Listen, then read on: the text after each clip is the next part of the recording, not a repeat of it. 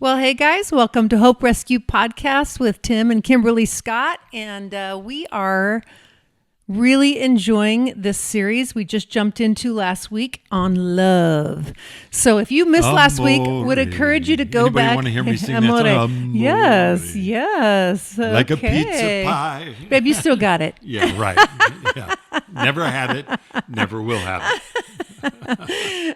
Singing is not your love language. No, it was. Hey, I was quite the singer. I know. I heard could have been a I heard you professional. talking to my mom about that last night. Did you know back in the day I used to lead worship That's what with we my call guitar? humble brag. Which we're going to talk about that. Yeah. No, but I can see that because I've seen you play the guitar and you have the most beautiful voice. The first time I heard you before I ever met you was on the radio, and I was a single mom. And I would listen to him on my commute Creepy to single work. mom listening. And it was called the Dr. Scott Live Show. This is not in our notes, by the way, but I have to throw this in since we're talking about love. And I remember thinking to myself, this guy, number one, is very smart. He's hilarious. And he's got a sexy voice. That's sexy.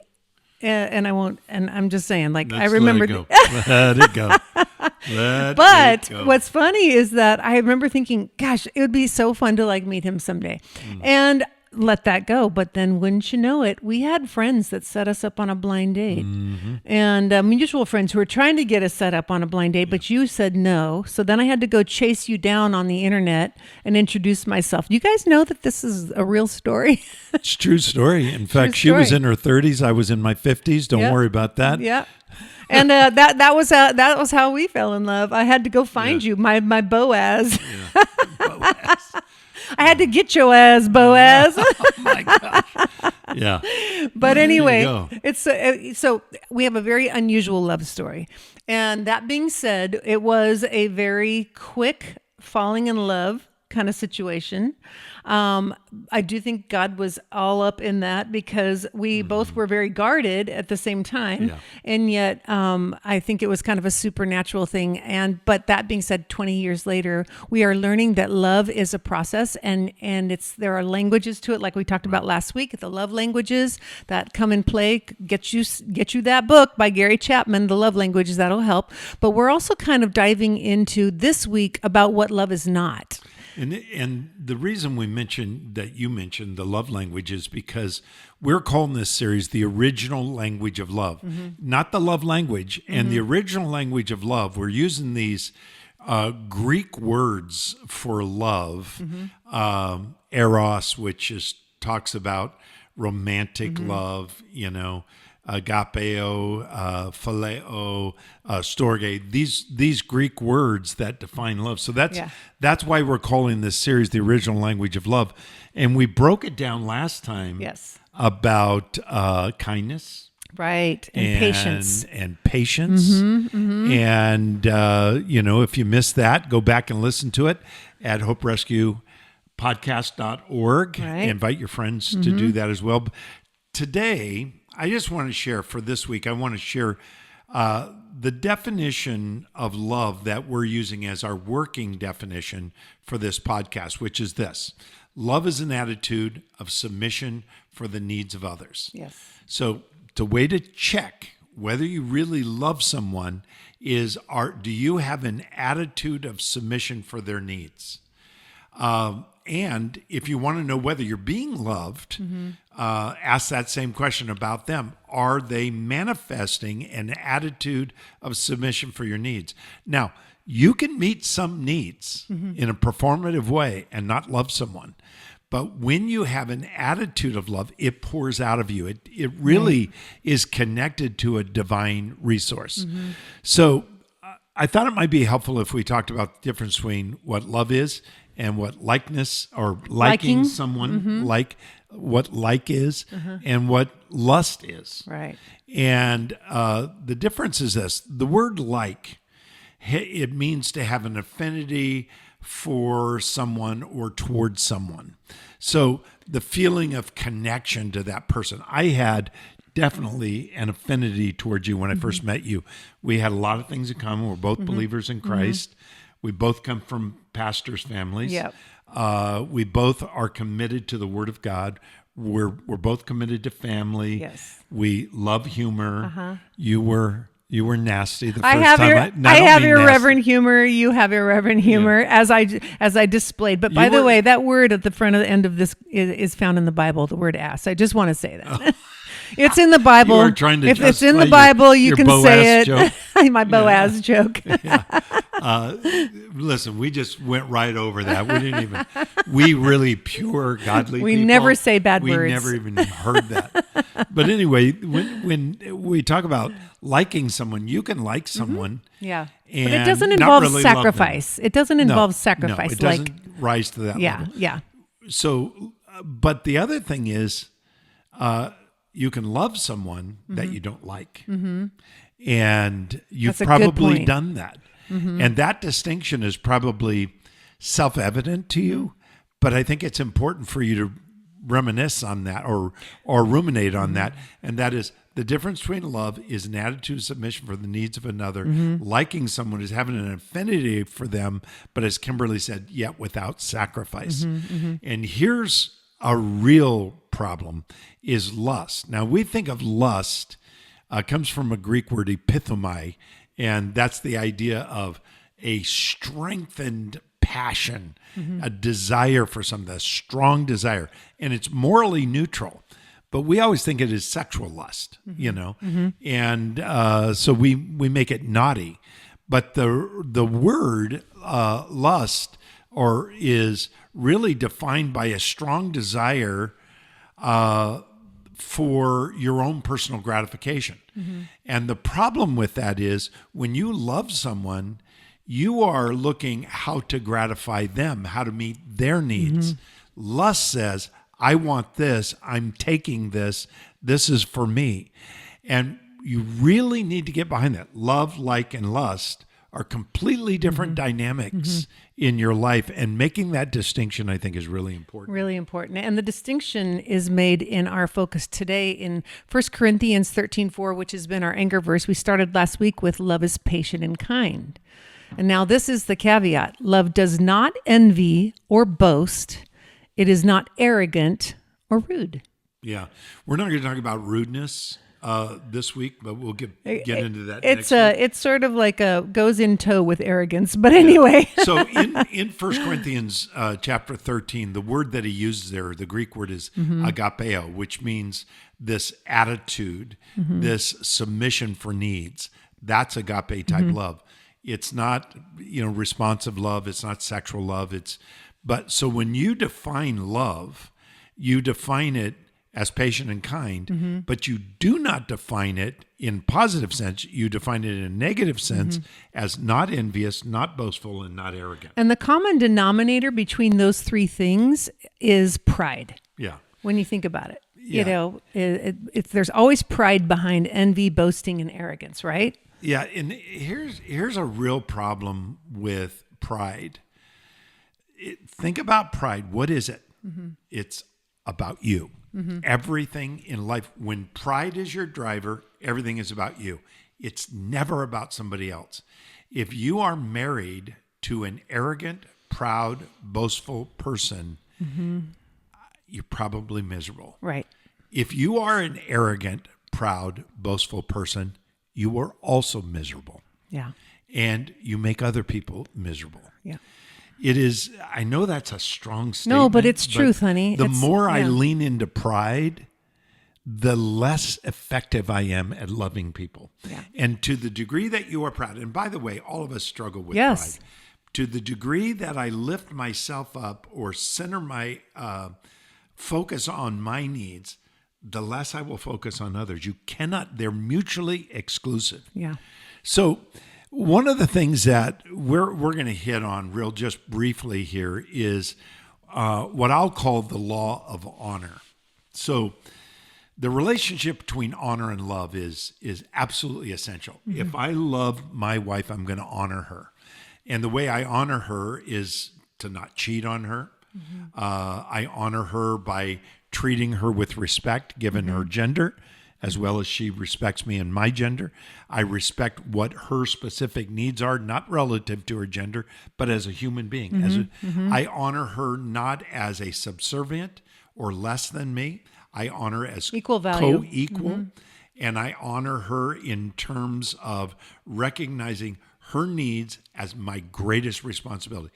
Her needs are more important than mine. That's honor. Now, when we talk about honor, one of the things that comes up is, what about a meritocracy? Because you're going to hear a lot about meritocracy. And I think it's a good thing. And I'll unpack this just briefly, but the law of honor works like this. The greater honor is given to the lesser individual. And I don't like breaking people up in greater and lesser, but the reality is, it is true. Some people are more productive than others. Some people are more instrumentally valued to society than the person who is lesser.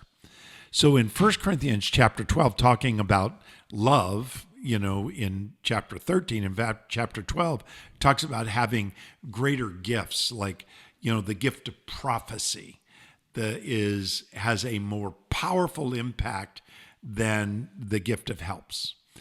Whereas God gives greater honor. This is what it says in 1 Corinthians 12:24. But God has so composed the body of Christ, that's the church, he gives greater honor to the part that is lacking it. So what happens is, we give honor to people who are up front, teachers, pastors, visible, missionaries, whatever it is, those visible, profound gifts. And we give less honor. So God says, I'm giving greater honor to the one that receives less honor. Right. That's the law of honor.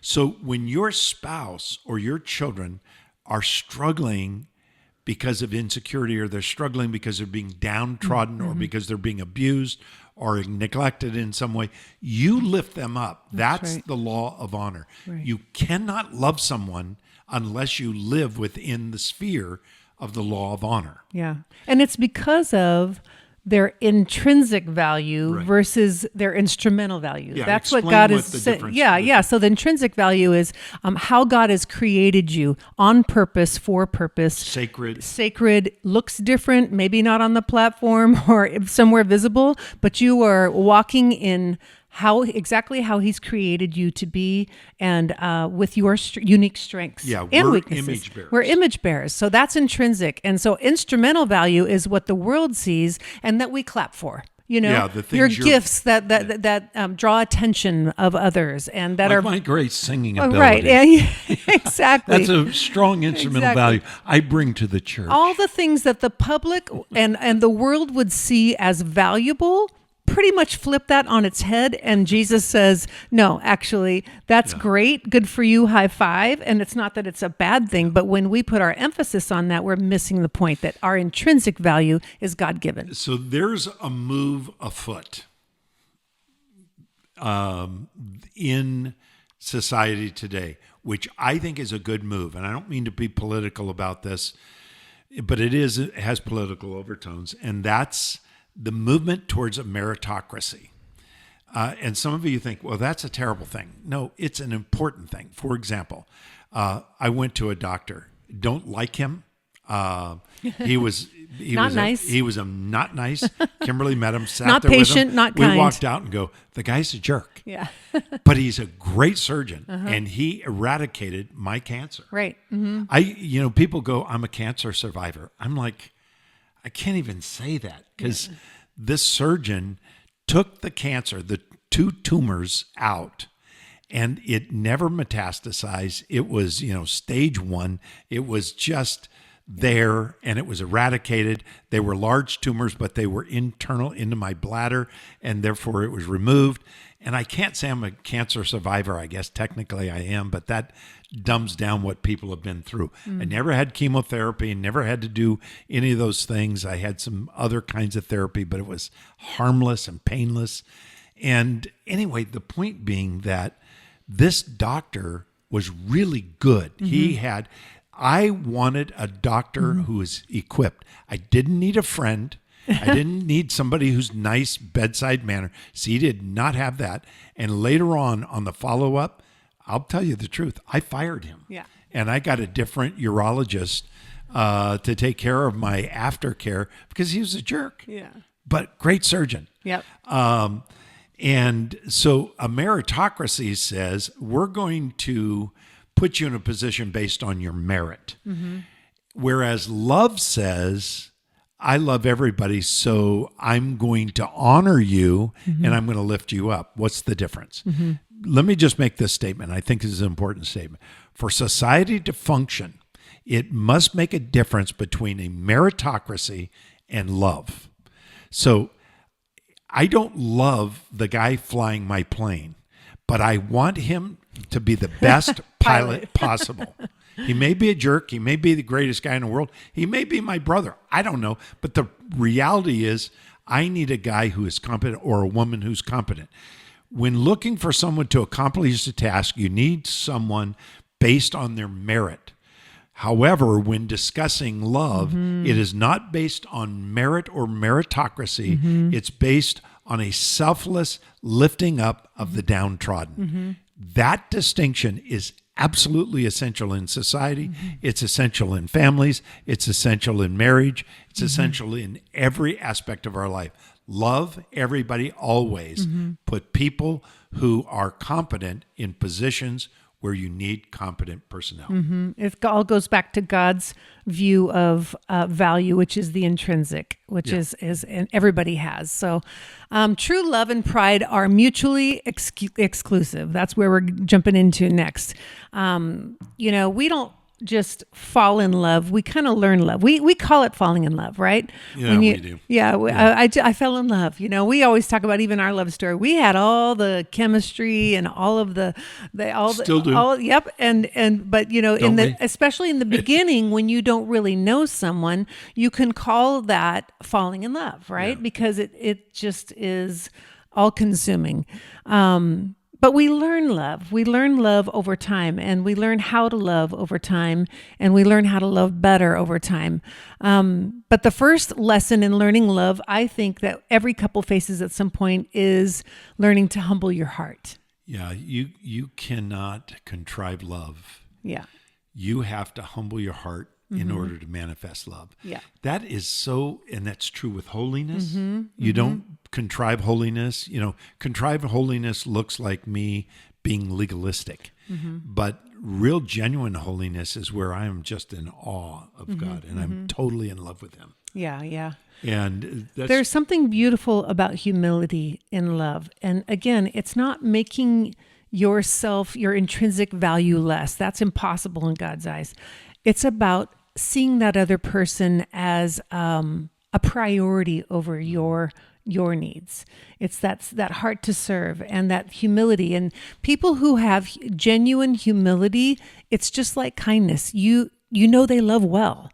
When they have not a false sense of humility, but a genuine heart of humility, it's almost like you look it up in the dictionary and it should say love, because there is something about them that wants to make themselves less to make someone else greater. And that's part of love. Yeah. And that, like you're talking about this prioritizing, if I love you, I'm going to prioritize your needs over mine. Right. And that is counterintuitive to the flesh, by the way. That is not how we normally think. So let's get into these three sides of pride out of 1 Corinthians 13. We'll just kind of briefly deal with these. When you think of pride, envy is always involved. And the word envy in that original language is zeal to have. It is a drive to have what maybe is not legitimately yours. You want it so badly that you see other people as either complicit with your desires or in your way. And you want people to either get on board or get out of the way. And the problem with that is that envy is a pride emotion. And that pride emotion says, I will run over the top of you if you don't help me accomplish what I want for me. Right. That attitude, now I'm exaggerating it, but that's the truth of the matter. And if that's in your relationship with somebody, you're going to suffer. You're going to be downtrodden. You're going to feel in the way. You're going to feel like an outsider to that person's life. Right. If you love your spouse, the intimacy says, come in to me and with me. Yeah. Pride says, join me with what I want. Yeah. And that's what the words envy means. Which the baseline of that is self, it's self. And the second toxic trait is boasting, to boast, to self-exalt, to brag. And, I just think about, we all know somebody or some buddies right now, that they lean into boasting and for the most part, that comes from a place of insecurity, which is interesting because you can think in your world of at your workplace, in your family, maybe in your marriage, our political leaders on both sides of the aisle, those who over boast, the root of that is driven by insecurity and a need for validation. It screams, insecurity. And yet it's something we all struggle with, insecurity, but boasting is a red flag to that. I'm just going to go ahead and say this, that, our president is one of the most accomplished men in our society. Right. Leadership, wealth, all those things. He's got a lot of personal issues and problems in his marriages and all those things, but he still is insecure and he boasts. Yeah. He overcomes his insecurity. And I don't mean to attack him on that because I think he's very accomplished, a very competent leader. But what a perfect example that someone that is the leader of the world. I mean, honestly, the most powerful man in the world probably right now, but obviously suffers from insecurity. And we all do in our own way. And at the same time, he's got a little boy, Elon Musk's son, in his Oval Office, and the kid was picking his nose and wiping it on the desk. I know that's disgusting. I didn't know that. Yeah, I actually saw the video of it, and I understand they took the desk out to have it cleaned. But here he is, he's just hanging out with the little kid. You watch him, and so the reason I bring that up is not for political reasons at all. In fact, just the opposite. I want you to understand, no matter what you accomplish, if you can't reach out to a little child, and if you can't, give out of a heart of love for someone, you're really not loving them. But boasting is usually an issue of insecurity, but it's still pride. Yeah. Insecurity is pride. Yeah. It's turning connected on self. Right. And, it's interesting in the Greco-Roman world, especially in the first century, self-promotion was highly valued. So people that bragged about their accomplishments, that was considered really elevating. But that is just not the truth in our society. And it's definitely not the truth in biblical. So it was counter-cultural. It was revolutionary for Jesus to talk about humility and meekness and lifting up others and loving others as yourself, loving God with all of your heart. It's counterintuitive. Yeah. And the third aspect of pride is arrogance. And it's an interesting word because the word arrogance, it means to bellow or inflate. What's the Greek definition? Fusio, is it? Fusio, which means to literally inflate like a balloon. Okay. And the idea is you blow something up and it appears larger than it is. Takes you up take more a little space. Balloon, it takes up more space. It gets more attention. It kind of reminds me, if I had a picture of this, the male frigate bird is a bird that has a jowls and chest that can bellow up. It takes about 30 minutes for them to blow this up, and it becomes bright red, their chest and their jowls all together, this huge. It's for mating season, right? Yeah, to show off to the and if you were a female frigate bird, you could not resist him. He's so hot, But it takes 30 minutes. So That's you a just good think visual. about this. You got to boast really quickly while she's walking by. So it takes 30 minutes. You got to plan ahead. Flex your muscles fast. Yeah, it's like they're going to take a picture. Hurry up and take that picture. I can't hold. Can't breathe. my waist in any longer. But the idea is that. You are inflating your value over against somebody else's value. And one scripture that really speaks to love is this. We'll go ahead and read that. It's John 13:34. It says, "A new command I give you, love one another. As I have loved you, you must love one another." And how had he just loved them? We won't read this whole passage, but he had just washed their feet. Yeah. Humility. And in the first century, that's right. In the first century, the only person that would wash feet in people's home are servants. Jesus became the servant. Yeah, he did. This is countercultural. This is love. So let's close with this.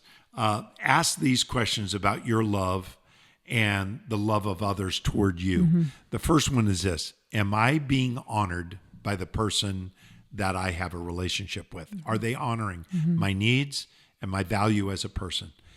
Do I honor them? Right. The second question is this: am I concerned more about my needs or the needs of others?